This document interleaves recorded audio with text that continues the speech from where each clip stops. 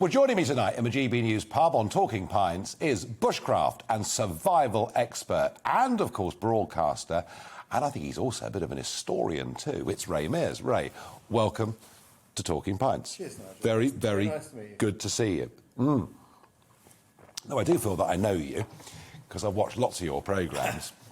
But let's get back to the start. You grew up not very far away from me, along the ridge of the North Downs, just over the border in Surrey. I'm on the other side. And it's said that you were sort of inspired into all of this at school by a teacher. Yeah, I went to a school where we had Saturday school. So did I. That's very... I used to hate it. You're not the only one. Because they're now talking today... About bringing Saturday school back for kids to catch up on. We all hated it. But one thing we all look forward to is that we had judo. And the man who taught judo had fought in the Second World War behind the lines in Burma. So Chindits or whatever they were I don't know whether he was in the Chindits. I don't think we've ever found out, but he'd certainly been there. And, and at a time when I was wanting to know how to stay outside and camp outside, I remember saying to him, I'd like to be able to camp out, but I haven't got any camping equipment. And he said, "Oh, you don't need it. We didn't have it in the Second World War." And you know how it was. That triggered something. That generation had really lived. Tough people. They were tough, and they didn't speak of the hardships that they'd been through. And the door swung open to this fascinating world. And he didn't have all the answers and all the knowledge that I was looking for, but he taught me how to go about finding it. And I'm still following his advice now. And were you in Scouts or Army Cadets? Yeah, I was in the Scouts and I was in the Cubs, and I enjoyed that very much. But I didn't get to do as much of the thing I wanted to do, so I went off to do my own thing. When I was at school, I was in the Cadets, and I had the choice between... It was a great school I went to. We had the choice between doing the Duke of Edinburgh's Award or... What an amazing thing that's been. It's amazing. It's truly amazing. Millions and millions of young people have done it. It's just brilliant. It's incredible. It speaks for itself. We had Air Force cadets, Army cadets and Navy cadets. And Army was obviously the natural choice, but I went for the naval route because the Navy published a list of all the courses you could go on at the beginning of the year, and the others didn't. And so I signed up to do all the courses I could with the Royal Marines, which was fantastic. Great fun.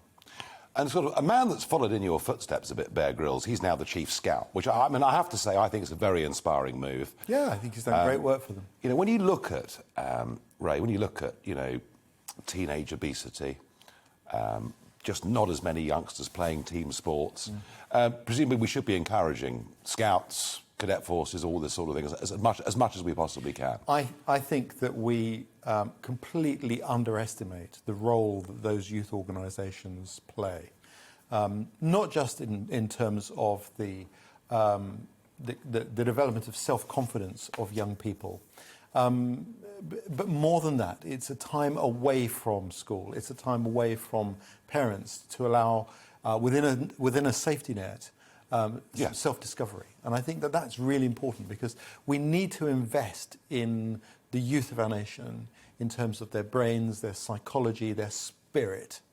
And I worry that we live in an age where... Spirit? It's not a word we hear very often. No, it's really important. Ethics, spirit, morality, a sense of themselves. We live in an age where people feel self-entitled and tend to be a little bit selfish. And I think working for organisations like that, youngsters learn to help each other.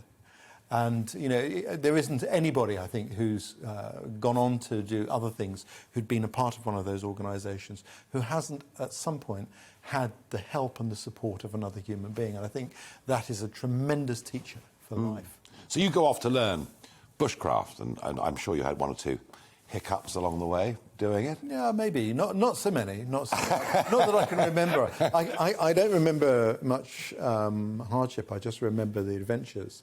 And I still feel that way now. So, You're still excited about going out and doing it? I'm still excited about what I do. I'm still learning new things because in my subject, the devil is in the detail. The more detail that you have available to you, the easier life becomes. And as you get older, you need to make life easier. So there's a strong incentive to keep learning.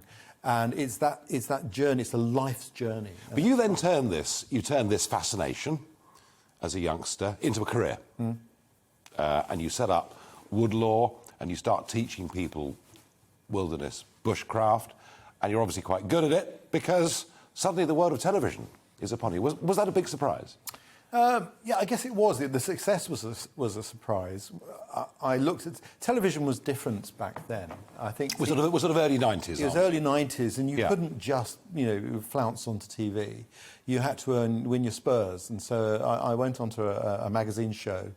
And for me, TV was a means to communicate to people about a subject that was very dear to me and that I thought was beneficial. And, of course, it's proven to be. And a big thing that I set out to do is to take the macho out of the subject, because it came on the aftermath of the Rambo movies. Right. Rather painted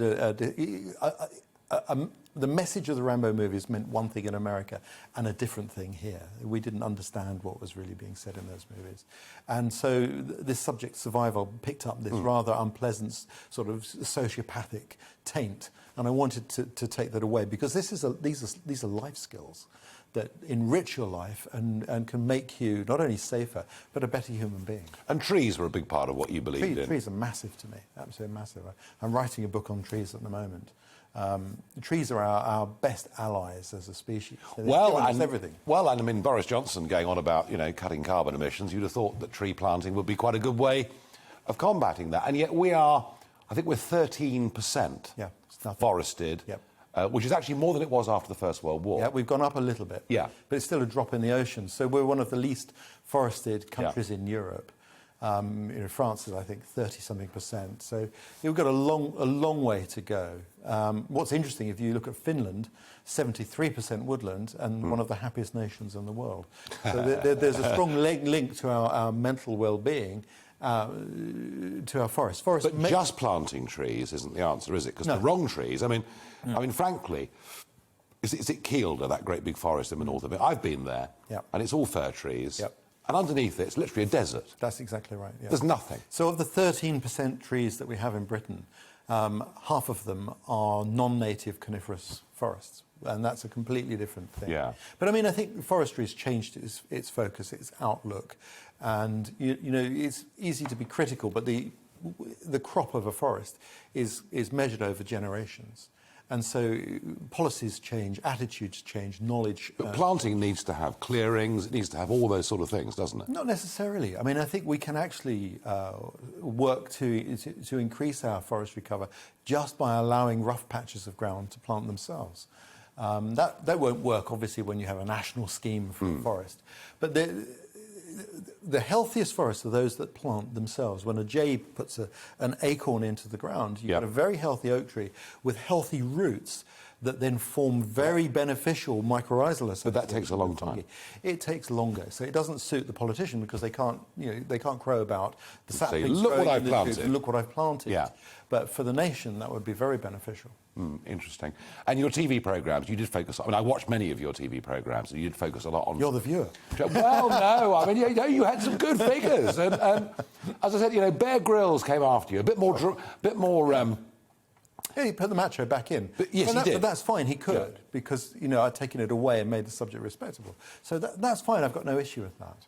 Tell us about history, because you did do something very interesting on history, and maybe a story that the viewers don't know much about. Which one? Well, Telemark in particular. Telemark. Well, I mean... Because that Heroes of Telemark, there was the sort of Kirk Douglas film, whatever it was, 1950s or whatever it was. Very loosely based on the story. Actually, it doesn't do too bad a job.